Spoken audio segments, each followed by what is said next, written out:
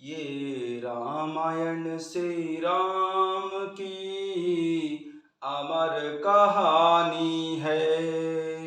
ये रामायण सिया राम की अमर कहानी है।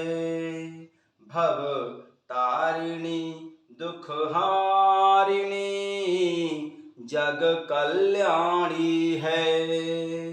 दशरथ के संग सभी चाहें वे अवध के राजा बन जाएं। त्रिभुवन जिनकी राजधानी है। ये रामायण सिया राम की अमर कहानी है। भव तारिणी दुख हारिणी जग कल्याणी है। कथा शुरू होत है, आओ पवन कुमार। राम लखन सिया जानकी सदा करहूं कल्याण सियावर। रामचंद्र पद जय शरणम शंकर हरिओम जय जय सिया राम। हनुमान जी हरे मंगल भवन अमंगल हारी। द्रवहु सुदशरथ यजिर बिहारी। दीन दयाल बिरद संभारी। हरौ नाथ मम संकट भारी। जय सिया राम। सभी भक्तों का बहुत बहुत स्वागत है। कल हमने श्री रामचरितमानस रामायण के बालकांड में कामदेव द्वारा अपनी माया का विस्तार कैसे किया श्रवण किया था कि कामदेव ने समस्त संसार के चर अचर प्राणियों को कैसे अपने वश में कर लिया। आगे का प्रसंग आज हम श्रवण करते हैं। जय सिया राम।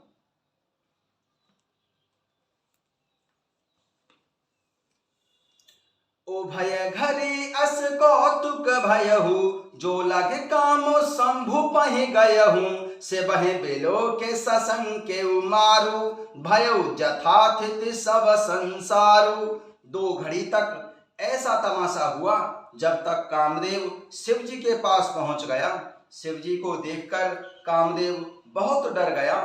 तब सारा संसार फिर जैसे के तैसा स्थिर हो गया।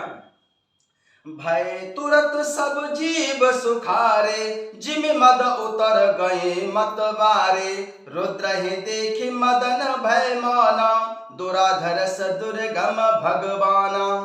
तुरंत ही सब जीव वैसे ही सुखी हो गए जैसे मतवाले नशा पिए हुए लोग मद नशा उतर जाने पर सुखी होते हैं। दुराधर्ष जिनको पराजित करना अत्यंत ही कठिन है और दुर्गम जिनका पार पाना कठिन है। भगवान संपूर्ण ऐश्वर्य धर्म यश श्री ज्ञान और वैराग्य रूप 6 ईश्वरीय गुणों से युक्त रुद्र महाभयंकर शिव जी को देखकर कामदेव अत्यंत भयभीत हो गया। फिरत लाज कछु कर नहीं जाई। मरण उठान मन रचसी उपाई। प्रकट से तुरत रुचिर ऋतु राजा। कुसुमित नभ तरु राजीव राजा। लौट जाने में लज्जा मालूम होती है और करते कुछ बनता नहीं है। आखिर मन में मरने का दृढ़ निश्चय करके उसने एक उपाय सोचा। तुरंत ही सुंदर ऋतुराज बसंत को प्रकट किया। फूले हुए नए नए वृक्षों को कतारें सुशोभित हो गईं। शिवजी के भय से कामदेव पर कोई उपाय नहीं बनता देख उसने तुरंत ही ऋतुराज बसंत को प्रकट किया। बन उपवन बापिका तड़ागा। परम सुभग सब दिशा विभागा। जहाँ तहाँ जन उमगत अनुरागा। देख मुए मन मन से जागा। वन उपवन तालाब बावड़ी और सब दिशाओं के विभाग परम सुंदर हो गए। जहाँ तहाँ मानो प्रेम उमड़ रहा है जिसे देखकर मरे हुए मनों में भी कामदेव जाग उठा। जा गई मनोभव मुयउ मन बन सुभग ताना पर कही। शीतल सुगंध सुमंद मारुत मदन अनल सखा सही। बिकसे सरहि बहु कंज गुंजत पुंज मंजुल मधुकरा। कल हंस पिक सुख सरस रब करी गान नाचहि अप्सरा। सकल कला कर कोटि विधि हार्यों सेन समेत, चली न अचल समाधि शिव कोप्यों हृदय निकेत। सियावर रामचंद्र पद जय शरणम, शंकर हरि ओम जय जय सिया राम हनुमान जी हरे। मंगल भवन अमंगल हारी, द्रवहुष दशरथ यजिर बिहारी। दीन दयाल बिरद संभारी, हरौ नाथ मम संकट भारी। मरे हुए मनों में भी कामदेव जागने लगा। वन की सुंदरता कहीं नहीं जा सकती।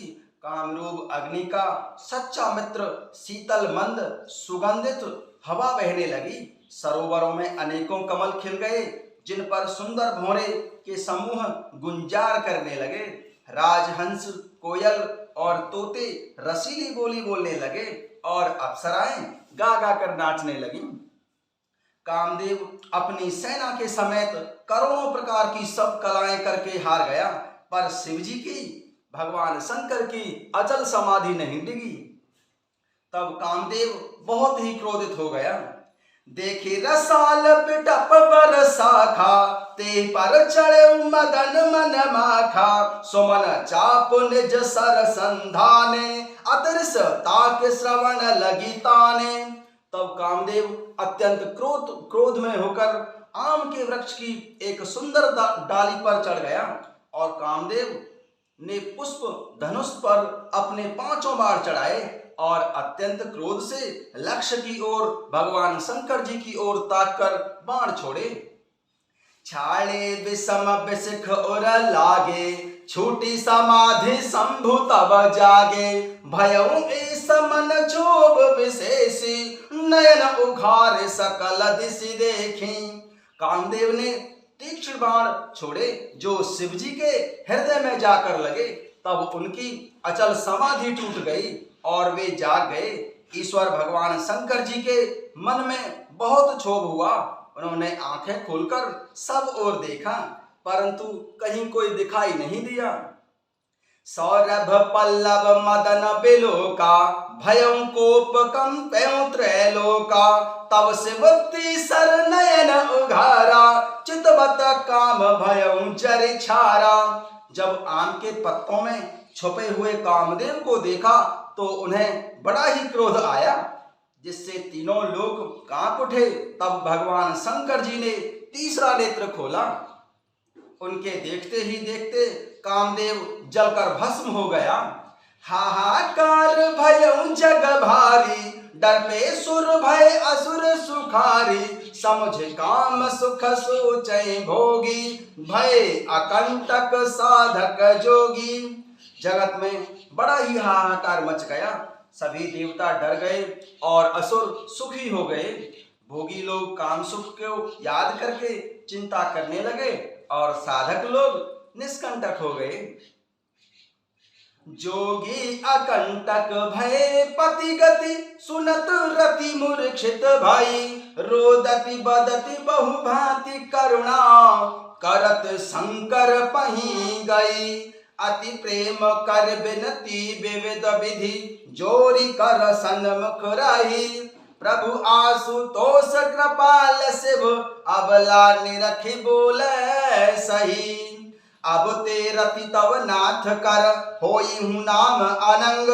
बिनु बप व्याप है सवहि पुने, सुनु निज मिलन प्रसंग। सियावर रामचंद्र पद जय शरणम, शंकर हरि ओम जय जय सिया राम हनुमान जी हरे।